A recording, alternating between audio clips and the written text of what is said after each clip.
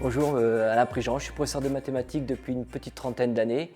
Je suis ici au collège depuis quasiment l'origine, donc 15 ans.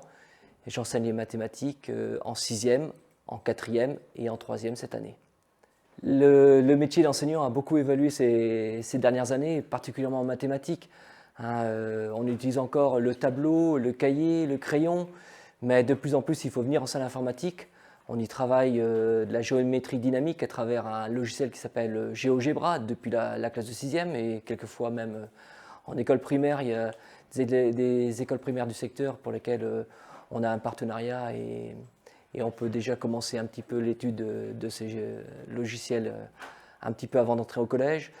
On utilise pas mal le logiciel de programmation Scratch et également le logiciel de tableur Excel. Et c'est vrai que ça, c'est quelque chose qui est quand même nouveau depuis 5-6 ans et qui est de plus en plus demandé maintenant au niveau de l'enseignement. C'est évalué de façon régulière et c'est même évalué aussi de façon terminale au brevet des collèges. Pédagogiquement, les élèves ici viennent en demi-groupe. Il y a 15 postes et comme on a des classes qui ne dépassent pas 30, ils ont un poste chacun. Donc ce sont plutôt des conditions assez favorables pour travailler. Chaque élève a son poste et travaille à son rythme. Alors, on a des fiches de travail aussi bien sur Scratch que sur le tableur.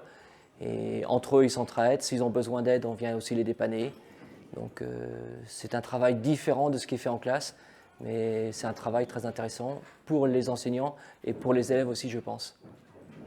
Dans la salle, comme toutes les salles de classe, elle est équipée d'un vidéoprojecteur. C'est quand même un outil aujourd'hui pratiquement indispensable pour que tous les élèves puissent avoir un œil sur l'ordinateur, mais également sur l'écran et suivre les indications. Par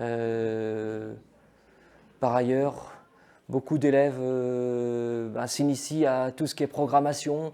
Il y en a même qui font des petits jeux, donc c'est quelque chose qui prend vraiment beaucoup de place aujourd'hui et quelque chose qu'il faut développer et qui va encore se développer de plus en plus dans les années prochaines.